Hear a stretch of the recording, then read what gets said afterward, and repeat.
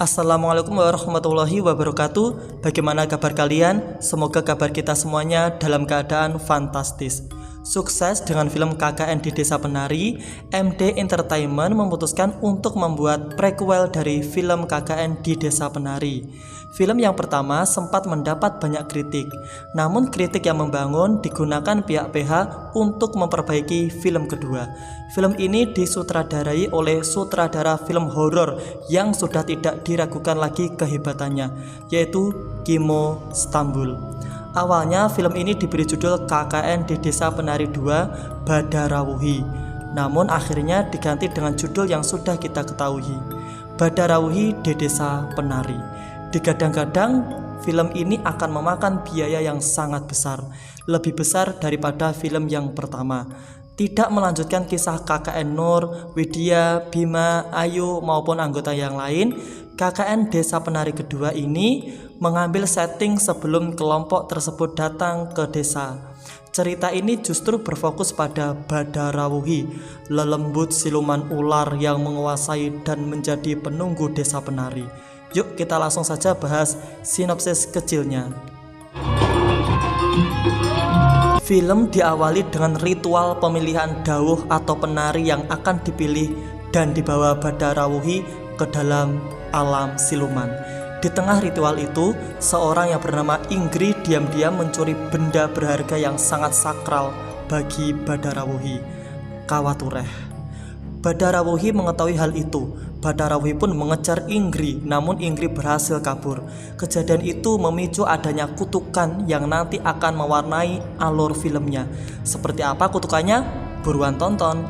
25 tahun kemudian, Badarawuhi disebut bermukim atau menunggui sendang yang disebut dengan sinden, tempat di mana para penari mandi di hutan.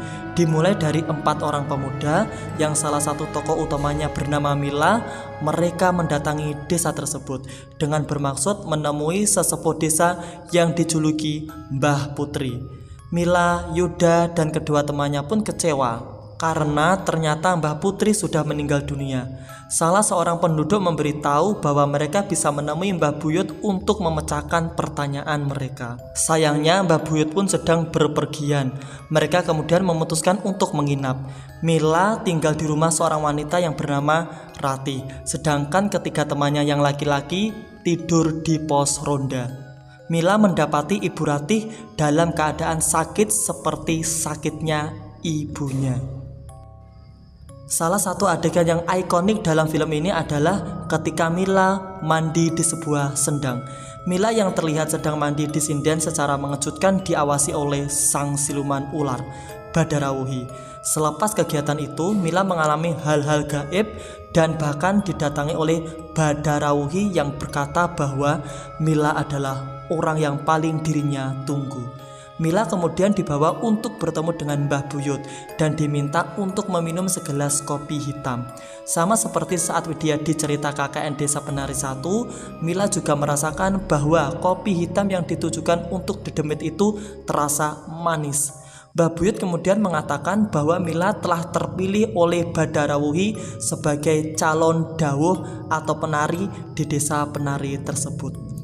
Hal itu membuat Mila harus menjalani ritual untuk menjadi dawuh selanjutnya dengan mandi di sendang hingga menari tanpa henti. Diperlihatkan pula Desa Penari yang seperti terkena wabah dengan banyak kematian hewan ternak dan juga petani yang gagal panen. Apakah mereka bisa menghentikan kutukan Badarawuhi? Siapakah yang akan dipilih Badarawuhi untuk menjadi dawuh atau penari di alam siluman? Jawabannya akan kalian dapatkan saat kalian menonton filmnya. Suasana dari film ini sangat oke dan epik, seperti kembali ke masa lalu. Aura suram dan gelap khas pedalaman sangat terasa. Mencekamnya hutan menambah film semakin horor untuk dinikmati. Untuk aku yang suka hutan dan daerah pedalaman, film ini sangat recommended. Bagi kalian yang lebih suka atmosfer kota dan modern, mungkin sedikit kurang rekomendasi. Namun dengan biaya yang sangat mahal, film ini sangat sukses membangun suasana yang totalitas di daerah pedalaman yang kental akan nuansa horor khas Nusantara. Sayangnya cuma satu, sejarah Badarawuhinya tidak terlalu kental, kurang mendalam. Lebih tepatnya, film ini menguraikan sejarah dan rahasia desa penari, bukan Badarawuhi. Tetapi tetap layak kok untuk ditonton dan lumayan membuat bulu kuduk merinding. Tak ada film yang sempurna, tapi setiap film memiliki pelajaran yang bisa dipetik buahnya. Semoga bermanfaat. Wallahu a'lam. Wassalamualaikum warahmatullahi wabarakatuh.